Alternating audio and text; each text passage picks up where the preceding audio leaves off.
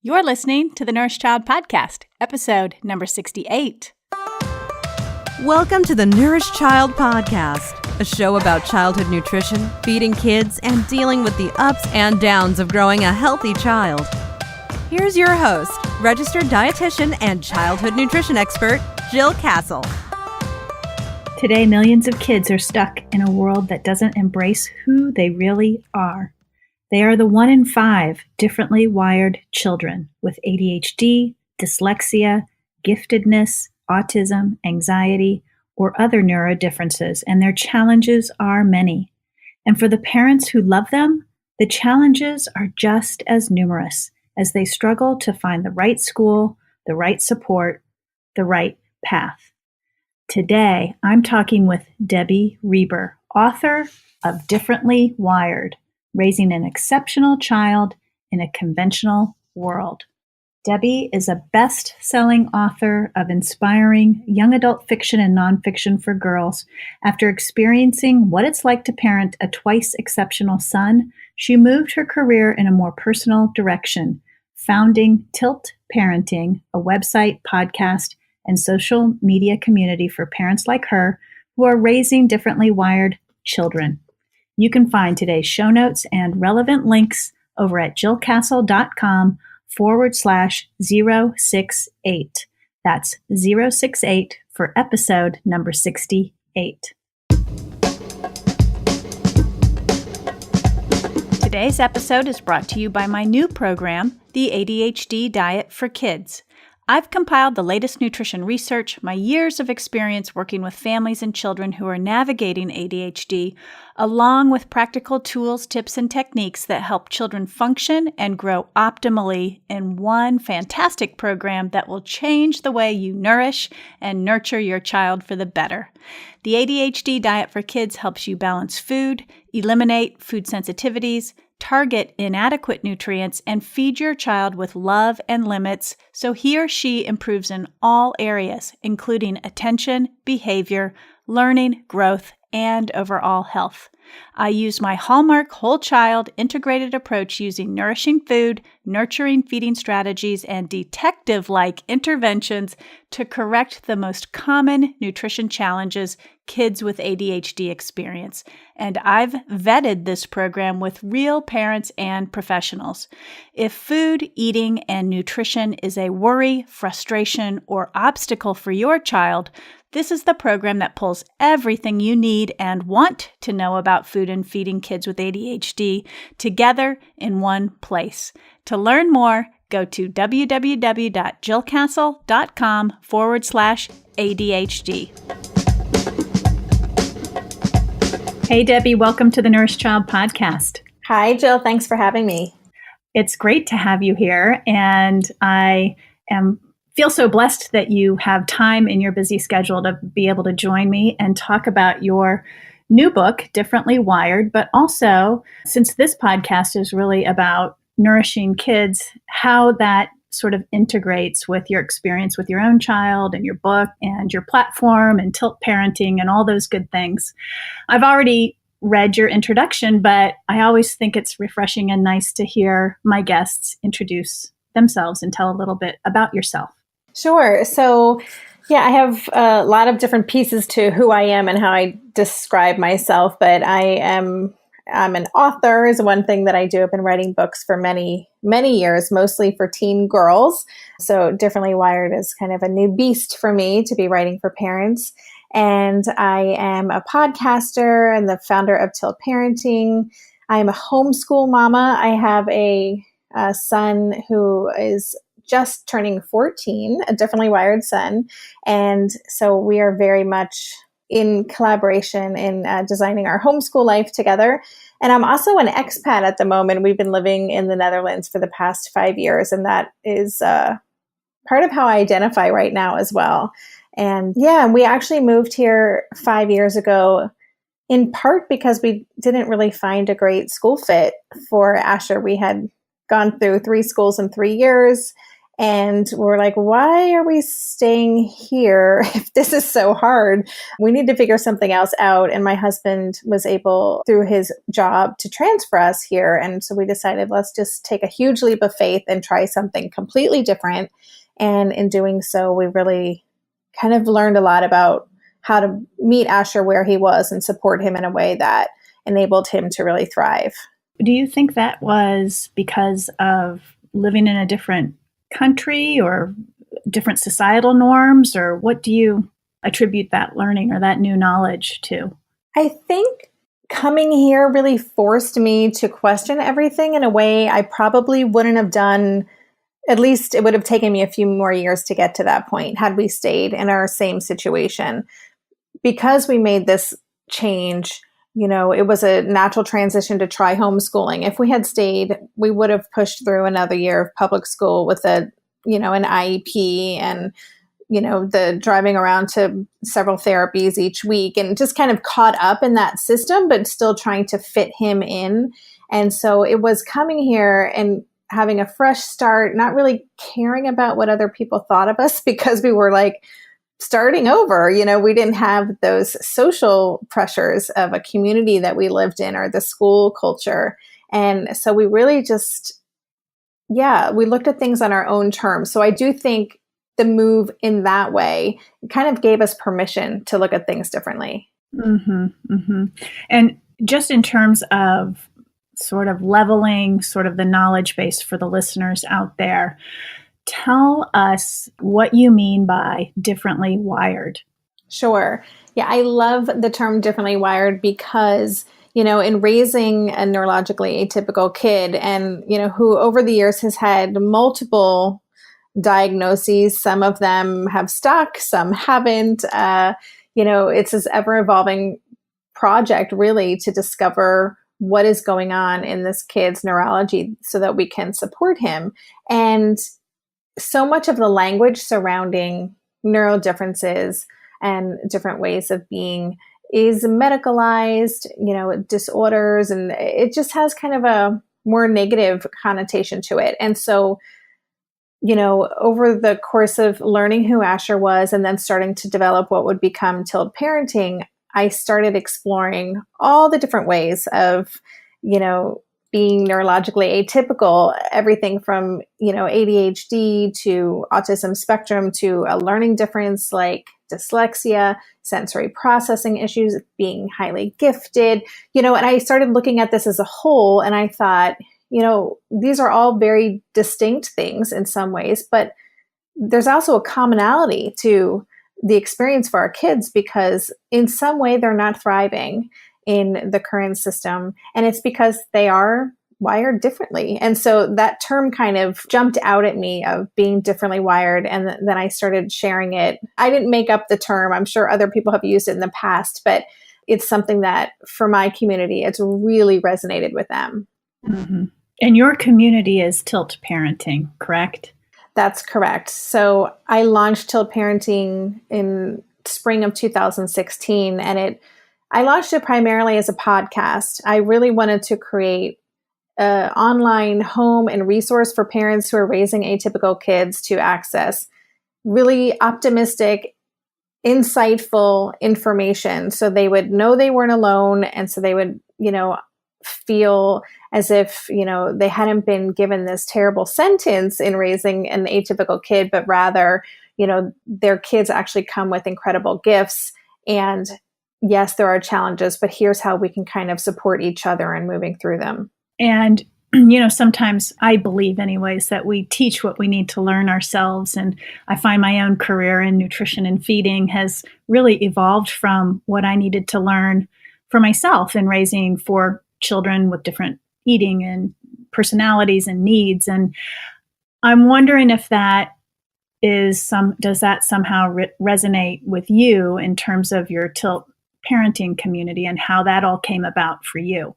Yeah, I think for my work, for many, many years, because we talked earlier about writing for teen girls, I have always been someone who's created what didn't exist when I needed it.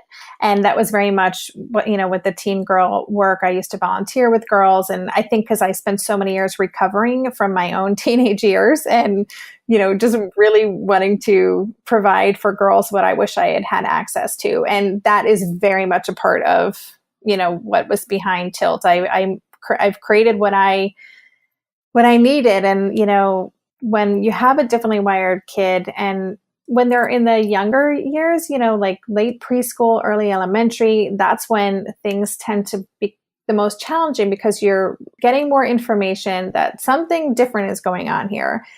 And, their peers might be marching along on a more typical developmental timeline. And then we're getting feedback from schools and coaches and other parents that, something different is going on and we can feel really lost and confused. So that tends to be where most people find me is when they have kids in that age, because it's really, you just don't even know where to start. There's no guidebook. Like no one says, here, okay, you've got this going on with your child. Here's what you do.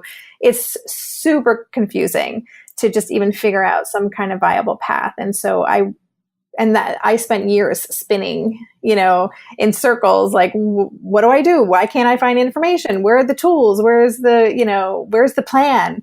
And so, yeah, I very much created this so parents in that space would at least feel like they had a home where they could access and start to put that plan together for themselves. Mm-hmm.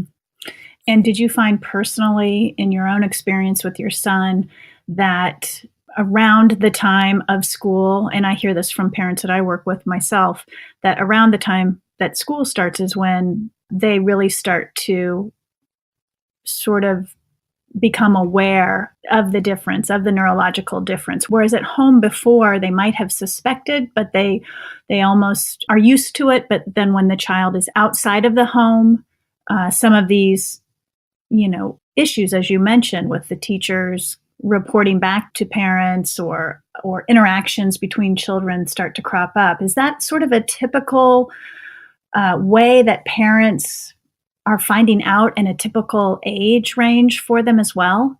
I would say so, especially because, a lot of the differences that I include in this differently wired label and that are part of my audience, their kids' differences are, for the most part, invisible. And so, there might be more intense tantrums when they're younger or, some other signs. And, many of us are reading the book like Parenting Your Highly Spirited Child or, The Strong-Willed Child, so that's what a lot of us just assume there's something like that going on. And that's also the message we're often getting from our pediatricians, from our friends who have kids, from our own parents who are like, oh, well, you were like that too, so you're constantly doing this questioning, am I crazy or is there something going on or is this just normal? And then you have a really great couple of weeks and you're like, oh, everything's totally fine, and then you have a really bad week and you're like, something's definitely going on. So we do tend to rely on the feedback from other people, especially educators who have a lot of experience and have been in the classroom a long time, and they will often be the ones to really start to flag things that are really standing out behaviorally or otherwise. Mm-hmm. I thought in the book you use the term differently wired, and that obviously is the title of your book, to describe these wide range of neurodifferences. And what I found so refreshing is that you really do underline the positivities and possibilities associated with neurodifferences rather than coming from a negative angle. And I thought that was really special. As a healthcare provider myself, I found that to be very special and refreshing. Can you take a moment to describe some of the neurodifferences that you included under that umbrella term, differently wired? Sure. Yeah.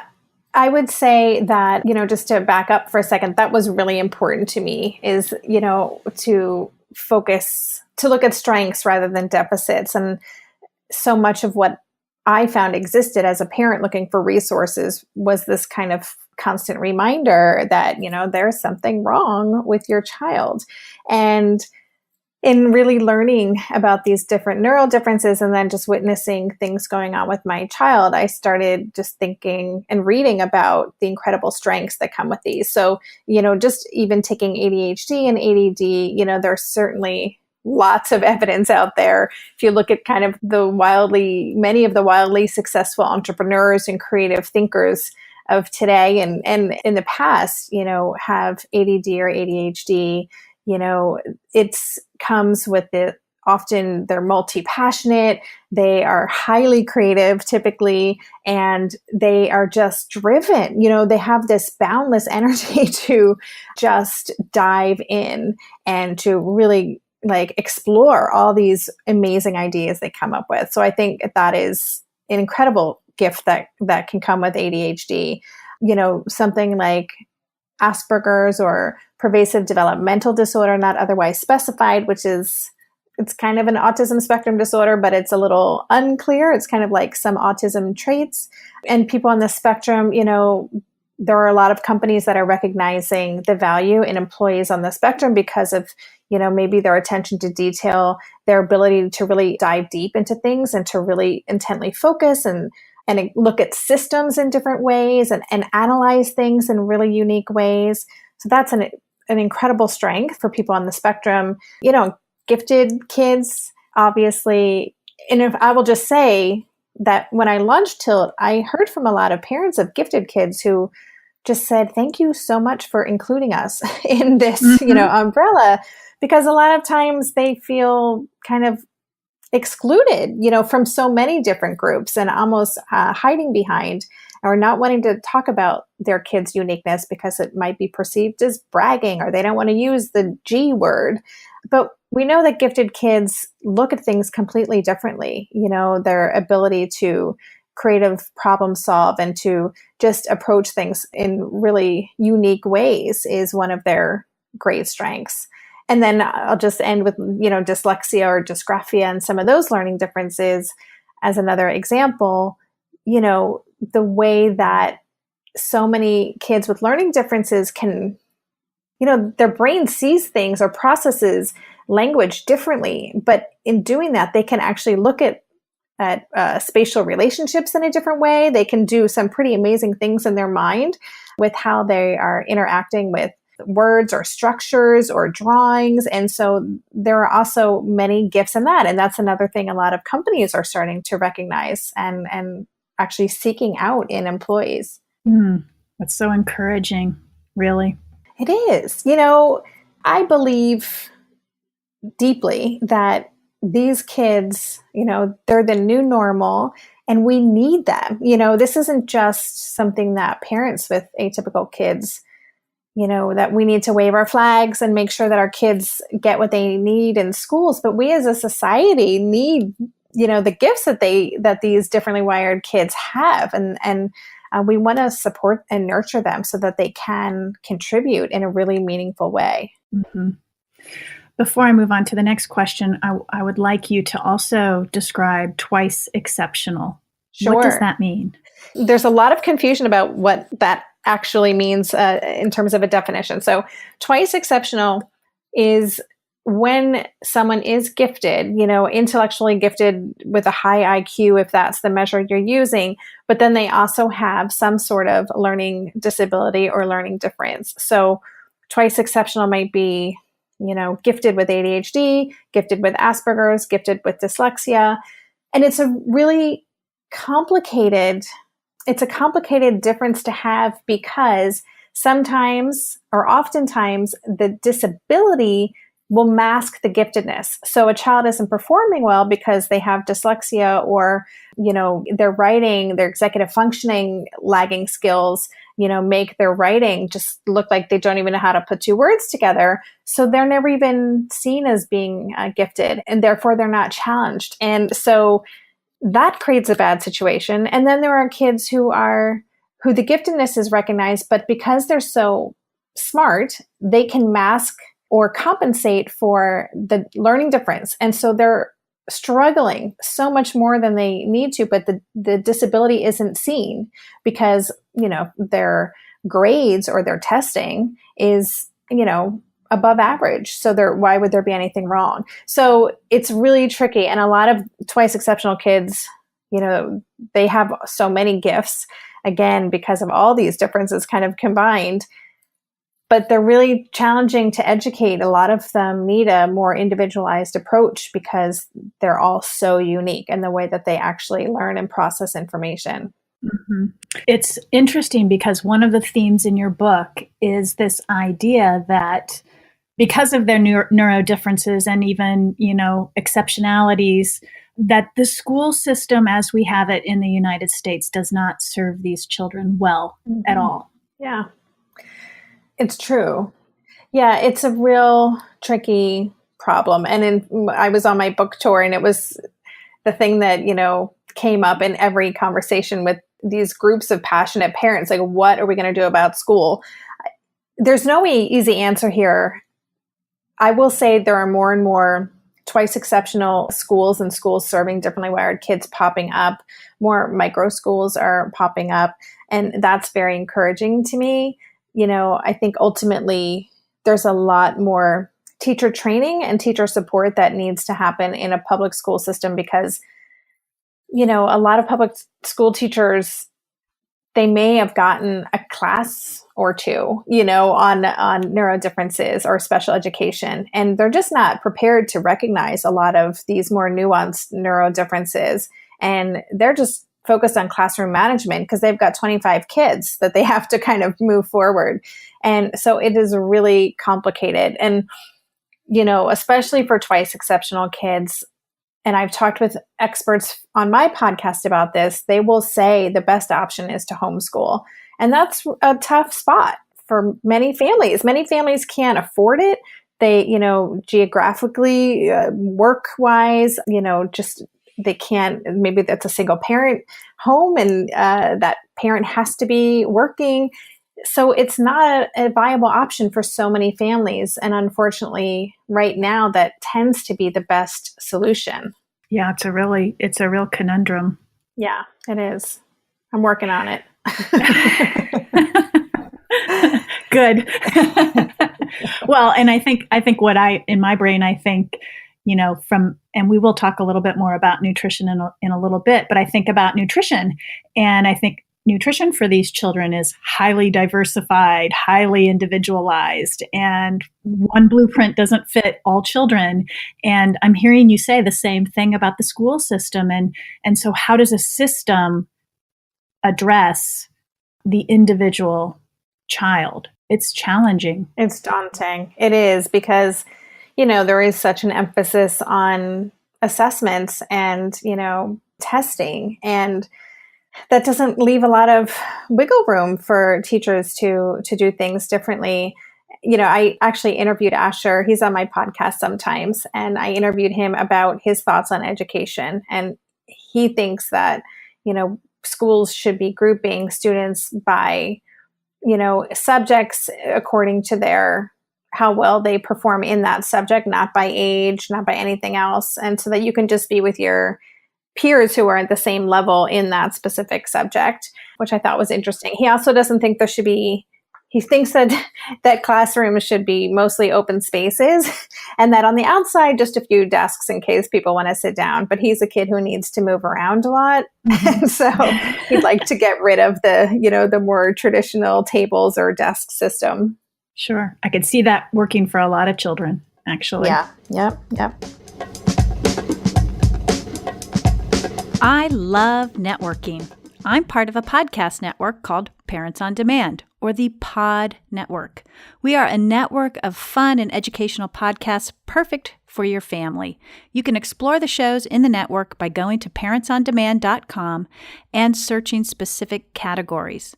Parents on Demand also has a download for a free network app on iOS and Android, so you can listen to your favorite shows or find new podcasts. Subscribe through iTunes, Stitcher, Google Play Music, iHeartRadio, or another provider. Every month, I will feature a podcast that I think will be helpful or of interest to you. Here's this month's podcast feature. The Dad Experience, a Pod Network podcast, is a place where new dads, seasoned dads, and even grandfathers can come together and share our victories and some of those parent fails too. In each episode, your hosts, Mike and Adam, open up about their own dad life, discuss important topics, and bring on dads from all walks of life to share their perspective on fatherhood. Because let's face it, we don't always have the answers or solutions. You can find the Dad Experience on the Apple Podcast app, the Pod Network app, and the Google Play Store. We also want to hear from you, so join the conversation and share an experience with us on Twitter at DadEXP Podcast or on the Dad Experience Facebook page, and help us navigate through all things we call fatherhood. Okay, let's talk a little bit about Asher. He's your son, and I assume, your journey with him has informed, and it did inform a lot of what you wrote about in Differently Wired. But you also really showcase and get into the challenges that parents face, day to day, raising children who are differently wired. What can you say about those challenges? Can you summarize some of those and even, relate them to some of the personal experiences you've had? Sure. Yeah, there are a lot, and they can be more specialized depending on the difference. But one of the things that a lot of differently wired kids struggle with, I'll just say to start, is emotional dysregulation. And that is, just that situation where they socially and emotionally have lagging skills. It could be executive functioning related. It could just be some social skills that are lagging, not reading emotions really well, not knowing how to manage their own intense feelings. And, so many differently wired kids, they might be overly sensitive. So they could be triggered by external stimuli they really react strongly to, or they may be really rigid thinkers. So unpredictability in a school or, can be really dysregulating. So they can be triggered by so many things. And that was for us one of the most challenging pieces. And it's what I hear from a lot of parents too. For us, that dysregulation came out as very, very intense behavior. And in fact, I've had, I wrote about this in the book, but intensity was a word that came up a lot in parent-teacher conferences because, once that flip was switched and, the emotional regulation had ended and he was, in that space, then he was just a really kind of angry, intense kid. Explosions, it was tricky. And that is something that a lot of these kids have lagging skills in those areas. So they'll get there eventually, but they're just behind. And so you tend to see kids like this are getting gawked at, like in public, or other parents are judging us because they're thinking, your kid is way too old to be throwing a tantrum like that. You must not be a very good parent. So there's the judging and shaming that we experience because people don't really understand what's going on. And on the outside, again, our kids look typical. So that's another challenge. I would say asynchronous development is a real challenge for a lot of these kids. And that is that situation where, there's this huge disconnect between their abilities in some areas and maybe their processing speed might be really low, but their intellect is really high. And so that disconnect creates a lot of frustration. Or maybe intellectually, they're reading college level texts when they're in third grade, but they have the social emotional age of a preschooler. And so that disconnect can be really tricky to manage. So that is a big problem, especially with gifted kids, twice exceptional kids. And that's something a lot of teachers don't necessarily understand. It's really baffling to be able to have this philosophical conversation with a kid and then have him, lose it over his sock getting wet or something. You know what I mean? Mm-hmm. So there can be a lot of baffling behavior. And then I'll just say, lastly, to kind of summarize some of the challenges, the school fit, as we were talking about, that's really one of the biggest challenges for all of us. So many parents I talked to in interviewing this book had the same experience as me. They had been politely or not so politely phased out of this or that school program, disinvited to camps, to summer camp programs.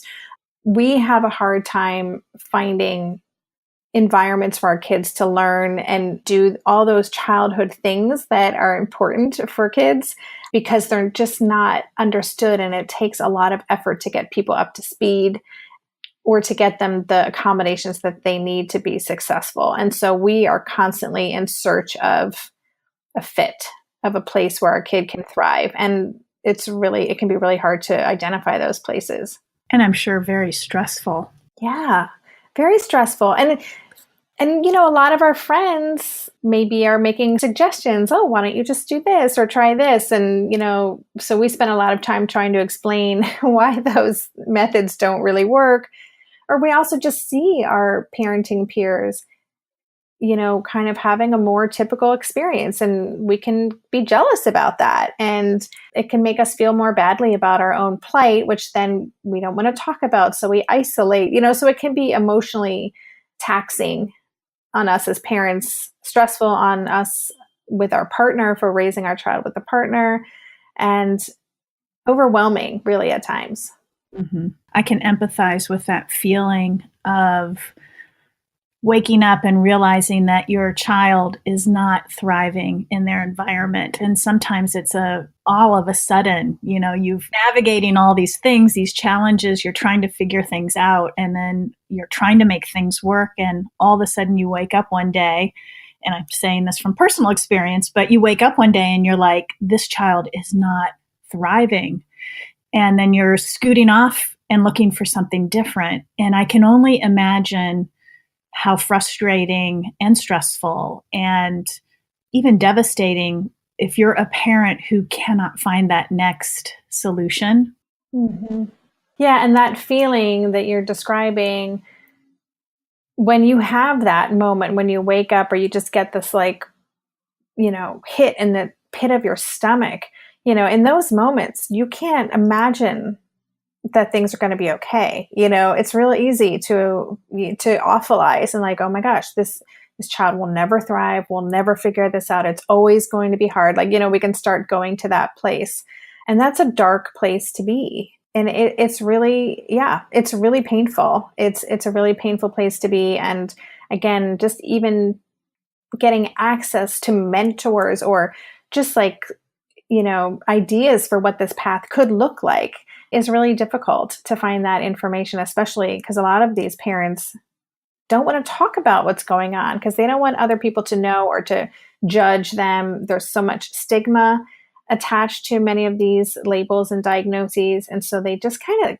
keep it within until they kind of are open about it. They may not realize that their neighbor is dealing with the same thing, and maybe they could support each other. So part of this is also going to be, something I write about in the book is just starting to kind of speak our truth and open up a little bit more about what's going on so we can find each other.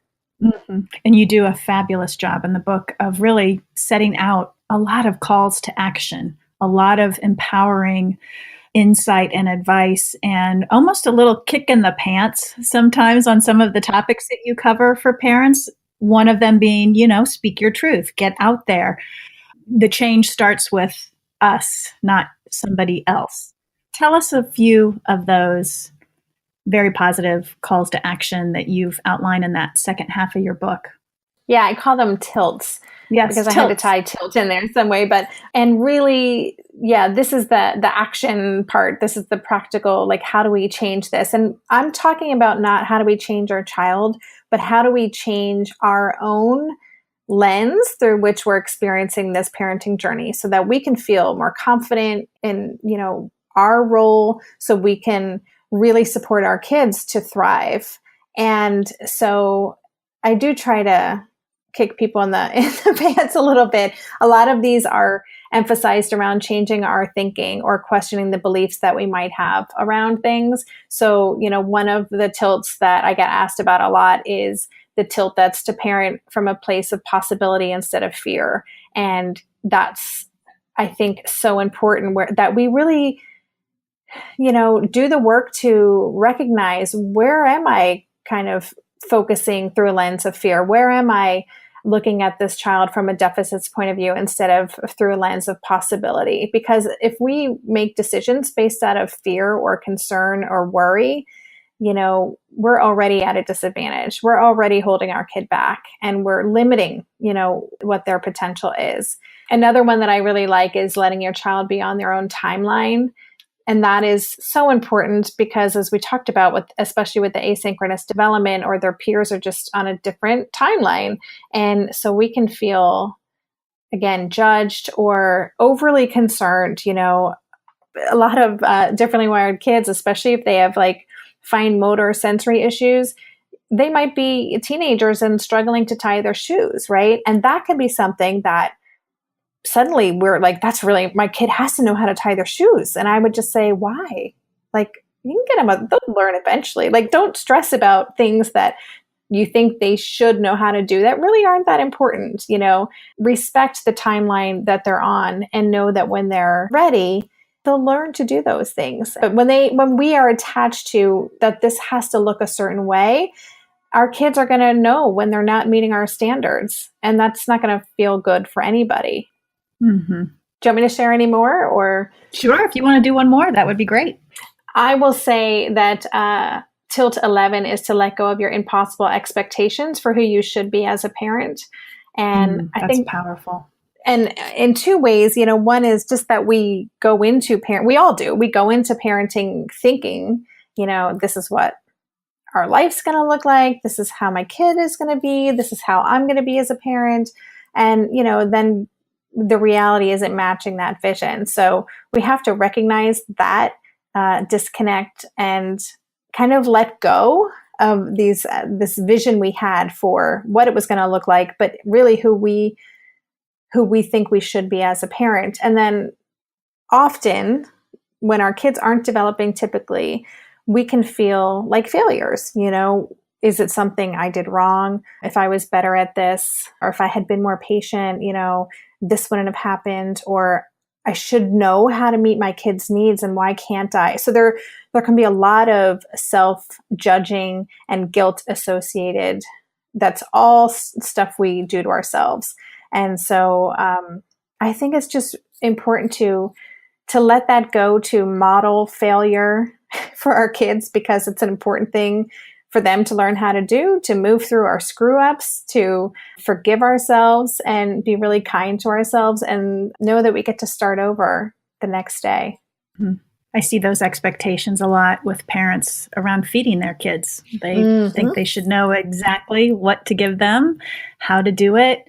And when it's not working out well, they feel guilt and blame themselves and get frustrated with their children. And the same applies in that scenario too, just to be more forgiving and open to, feeding and parenting around food in a way that you didn't expect it would go down.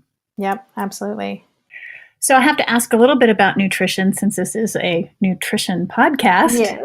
So I do work with parents who have children with ADHD, and I was on your show, I don't know, about a year or so ago, maybe, talking about picky eating and nutrition and ADHD and nutrition around that. But a lot of children with neuro differences experience challenges around eating and food, from having no appetite due to medications, or having strong sensory challenges around food and textures. Did you face any of these with your son at all? Or have you heard from other parents in the writing of this book? Does nutrition come up as a big challenge that you're seeing families face? Yeah, I mean, we definitely had our struggles. And initially, for the first 5 or more years, Asher was probably in the 5th percentile of, weight and height. So he was born a few weeks early. And, that's like a badge of honor, right? If your kid is, my kid's in the 95th percentile. And then I have this like tiny peanut who looks like he's almost, just unhealthy. And he, so we had a lot of struggles with him with just digestion and other things. And so it was constantly just trying to figure out what even was going on with him, constipation and all of those things. And that is actually something a lot of differently wired kids have colic as one of the signs, that there have been things going on. And for many years, for me, I just wanted him to eat, and in fact, it's so interesting. Darren, my husband, was very, very, skinny as a kid. And he used to tell me stories that his mom would take him. He grew up in a family where most everyone else in the family was overweight. And so they would just get him ice cream to eat every night after dinner because they were trying to fatten him up. Gain weight. Yeah. Yeah. And so that was a lot of the mentality that we had, even just like, oh, this kid needs food. Like, I just want him to eat. Like, the kid needs to eat. And I think we certainly formed some not so great habits. I wrote about in the book sending him even to school with Lunchables. And I was like, oh my God, the stares that I'm going to get from the parents in my progressive Seattle school. Like, how dare I feed my child Lunchables? But I was like, I need him to eat something. And he picked at food. Like, I'd send him with a lunchbox and like 2 grapes would be gone or something, So yeah, it has been a challenge for us. I'll say that nutrition is something personally that is important, to my husband and I. And I feel like I'm still learning and growing. And we just have been very transparent with Asher on our own education about things. And we've looped him in, and we've somehow gotten him to a point where he is willing to try anything. This is amazing to me because he wouldn't try anything. And he was definitely like a chicken fries kind of a guy. And now he'll try anything. He appreciates flavors. We travel a lot. And so he's gotten this more experimental mindset. He's almost become a foodie, and he has learned to kind of regulate his sugar intake on his own. So I can't believe that we have gotten to this point, but it's taken many years, and I'm happy to share with you what we did. Yeah, absolutely. Share. What do you think worked? I mean, I feel like when I hear you tell this story, and you telling the story in my brain, I'm thinking that, his autonomy around food and eating probably went way up, particularly if you were, just, sharing transparently your philosophy, education, and allowing him freedom to make choices. I'm totally reading into this. I'm guessing here, but no, I think you're spot on. I definitely, it was important to Darren and me, and this is how we parent in every aspect of our life, with Asher, is that we want him to be able to recognize, to know his own limits, whether it's screen time or really anything. And I was a sugar junkie. I will just say, like, if he got that from me, it came by naturally, because I used to just love sugar, and I'm super like my body freaks out when I have sugar. And so he used to really like sugar too. But one thing he's always been good at, I will say, is he knows when he's full. He knows how to listen to his body. The kid will leave half the sundae on the table I'm like, oh my God, how do you do that? But so I've always encouraged that behavior. I've never asked him to finish something like, oh, clean your plate, you need to finish this. I'm like, if respect your body's message, man, that's great. Like, that is such a great skill, because a lot of people don't know how to do that. So we've always talked about that. And he has been the kid who would still have Halloween candy left like a year later. Like, because he could make a Tootsie Roll last for an hour. Like, he just savors that thing. So he just goes through things pretty slowly. But so we watched a documentary a couple of years ago called That Sugar Film. We may have talked about this when you were on my podcast. I don't know if you've seen it. No, I haven't. That Sugar Film? That Sugar Film. It was an Australian filmmaker who did kind of like a Super Size Me kind of documentary, where he went from a very kind of clean living lifestyle to ingesting hidden sugars, so not eating candy, but just sugars that, were hidden in quote unquote healthy foods, the kind of average amount that an Australian would ingest in a day. And then he tracked his weight and his fitness. Like, he kept everything else the same. And he gained weight, and his liver got fattier, and all of these things happened, and he was feeling just crappy. And I swear, like, we watched that with Asher.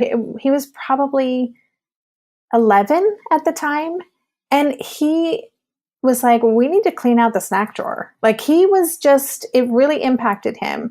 And we didn't have to say anything. We were all motivated by it. And that was kind of, he went through a phase where he didn't want sugar at all. Now he still now will love a little bit of chocolate after dinner, but he'll even say to me, Mom, does this seem, he'll have a candy bar and he'll like break off a little square. Like, does this seem like the right amount? I'm like, sweetie, or he'll ask permission. Can I have? And I'm like, dude, you're in control. Like I don't monitor it at all. Like you need to decide what you think is the right amount. You know, if he went bonkers overboard, I would call him on it. But I think me trusting him and giving him that autonomy has made him feel like really responsible about it. And he knows he does not want to have a fatty liver. You know, he knows that he wants to maintain a healthy weight. Like so those things are important to him. And he respects his body. And I think that's just something we keep drilling in and modeling, but also letting him have the chance to figure out those limits for himself. Mm-hmm, mm-hmm. That autonomy piece is so powerful, I think, particularly around food choice and eating, because oftentimes parents aren't letting their child make those decisions. They're making those decisions for them. And that can, play out in a whole host of different ways. So yeah, absolutely. Do you think that food and eating is a pain point for parents of differently wired kids? I do. I think, you mentioned earlier, like the texture sensitivities, that's a really big problem, especially when kids are younger. A lot of the sensory processing issues tend to lessen with time, but that can be really, really tricky. And it can be really tricky if you're trying to, quote unquote, sneak something into, a child's diet when they're younger, whether it's, some kind of supplement or, Asher had to take antibiotics one time. He's taken them once in his life because he had a ear infection. He was like 5 and we couldn't get him to take it. It was like hours because he wouldn't have a smoothie because he didn't like the texture and he wouldn't have the, so we felt really stuck. And that's something I hear from a lot of parents is just feeling incredibly limited and feeling like we just need to get our kid to eat something. And so we kind of do that.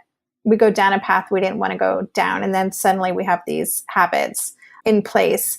So I think that sensitivities, and then also just being, a lot of these kids are really inflexible, like mentally, like they are black and white concrete thinkers. They can be highly non-compliant and they're just not going to try something, or they're not going to eat this or that. And parents just kind of, feel stuck. And again, I think, well, you're the expert on this. I would just say that, I know that they say to keep introducing foods. And I think we might have to introduce them more than your average parent might to get our kid to finally try it. And a lot of us just give up, because I will say that if we feel like we're already battling over so many other things, getting teeth brushed, getting homework done, whatever those other kind of seemingly higher stake issues, I used to say all the time, I don't have the energy for this. Like, I can't handle food. I'm already dealing with 10 other issues that are more immediate. So I'll deal with nutrition in another year or two when I have these other things under control. But of course, we don't always necessarily get those other things under control. And then we just never end up addressing the nutritional challenges. Mm-hmm. I think it's a pick your battle situation, right? Yeah. That's what I was thinking as you described, you've got all these challenges that you're, having to deal with on a day in and day out basis. And so nutrition, unless you're dealing with a child who is, scarily underweight or nutrient-wise deficient, and that's affecting, their behavior, their mood, their ability to function, then you're probably not putting it at the top of the list. You've got the other pressing issues that you've got to get through first. Exactly. And, just to speak to what you mentioned earlier about the guilt, I can't tell you how many people have, over the years, when we were really dealing with the challenging big behavior, would send me articles or have you read this book or have you tried doing this? Have you tried giving them this? And it was all these nutrition things. And I used to just roll your eyes, feel so guilty. Well, yeah, I'm like, this is so overwhelming to me. I don't even know where to start. Like, I don't know. Yeah, gluten-free sounds great. Like, but I just for me, I just felt like I can't tackle this right now. And then of course I felt terribly guilty and like I was failing because maybe this would make a big difference and we're not doing it because I'm too lazy or whatever. And I think that mentality is also something that I hear from a lot of parents in my community. Mm-hmm. I think unfortunately from my perspective as a healthcare provider, I think that the nutrition conversation happens really late in the game. And, from the medical standpoint, if you're pursuing, some sort of medical management, whether it be medication or even, psychological help, nutrition's the last sort of resort. When I personally feel like it should be part of that whole conversation, like when you first get diagnosed, it should be, and they tell everybody how it's going to be managed, or you are laid out your options of things that need to be addressed or things that you can use. And again, this is probably idealistic because I'm sitting here as I say it, thinking that probably a lot of parents aren't getting that kind of well-rounded, support when they're starting this journey with their child. But nutrition is something you do every day. And if it's not going well, it's something that's just on your brain every day. And it's hard. It's a hard thing if it's not going well. Yeah. And you're right. I do think it's an afterthought or that's how it's treated, and it's certainly nothing that came up with any of the parent coaches, therapists, etc., diagnosticians that were centered around neurology that we met with that supported our family. It was something I, ultimately sought out a kind of I don't even know what she called herself, but we did get some blood work done just to try to get more information. And we ended up doing it right as we moved. And so I never followed through on it. Yeah. No, I find the same thing. Parents seek it out for themselves. Yeah. It's not part of the whole child experience with any sort of neurodiverse challenge. Mm-hmm. So for parents that are listening to this who might be raising a differently wired child, what do you want them to know? Aside from run out and get Debbie's book right away, Differently Wired, Raising an Exceptional Child in a Conventional World, what else would you like them to know? Yeah, I think one of my biggest messages is that, first of all, you're not alone. No matter, how you might feel that way sometime or that nobody really understands what's going on inside your home, your people are everywhere. Like our kids are everywhere. And I think there's power in numbers. So just know that you've got a community out there.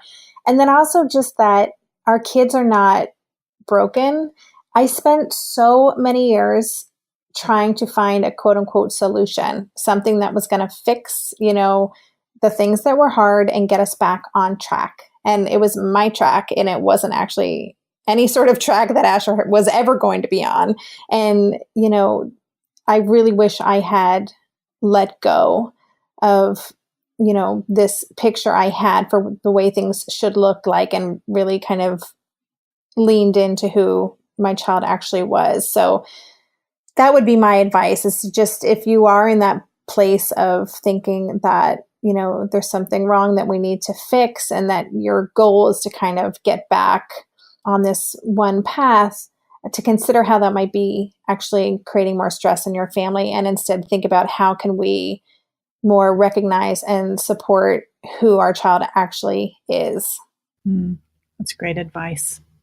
Well, you've done a real service to parents out there who are living with differently wired children. This book is exceptional, and I really appreciate you coming on to the show and sharing your wisdom and your insight.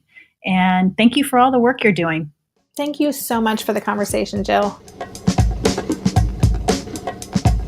There you have it, folks. I hope you enjoyed the conversation with Debbie as much as I did. So many insightful, practical, realistic pieces of wisdom that she shared. For those of you who are living with a differently wired child, I encourage you to join her community, Tilt Parenting, over at tiltparenting.com, and to grab a copy of her book, Differently Wired: Raising an Exceptional Child in a Conventional World.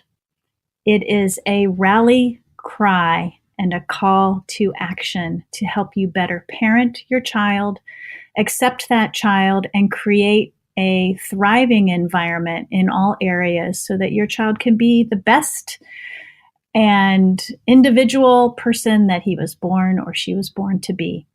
Let me know your thoughts about this episode over at jillcastle.com/068. That's 068 for episode number 68. As a reminder, the best and most helpful way you can help the Nourished Child podcast grow and reach other parents is to subscribe to the show on iTunes or Android. That's it. You are going to, it's so easy. Just go to the podcast app on your iPhone or your Android phone, click the search icon, type in The Nourished Child. You'll see the logo come up with the colorful children. Click on that icon and you'll find the subscribe button to the right and click on that. You can find The Nourished Child on Stitcher, Google Play Music, Spotify, Podbean. There's several apps that are working for the Android phone that you can find my podcast on. Also, I'm part of the Parents on Demand network, and we have a free app that you can download to your phone. And in that app, you will get notifications and access to over 35 podcast shows that are focused on parenting. So very, very useful. You can go to www.podnetwork.com and you'll find a button there which says app, and that will allow you to download the app to your phone. Last, I have a library of useful programs and guides to help you raise a nourished child, and they're all on my website at jillcastle.com. You can head over there and find online learning programs, ebooks, e-guides, podcast episodes, free articles, and free printables, all geared to help you nourish and nurture your child inside and out. And as I start to look into 2019, I have some exciting ideas about how I can help you even further. So hang with me. You'll get that information as we close out 2018. But between the ADHD course, which has launched, my other courses, I may be compiling everything into one place for you to be a part of. Anyhow, more on that to come in the future months. Last, I'm so very happy you joined me today. I know you're helping your child by just listening to this podcast. Whether you have a child who is differently wired or not, make sure you give that child in your life, big or small, a loving squeeze today. Bye for now. Thanks for listening to the Nourished Child podcast, where the #1 goal is to help you grow a nourished child inside and out.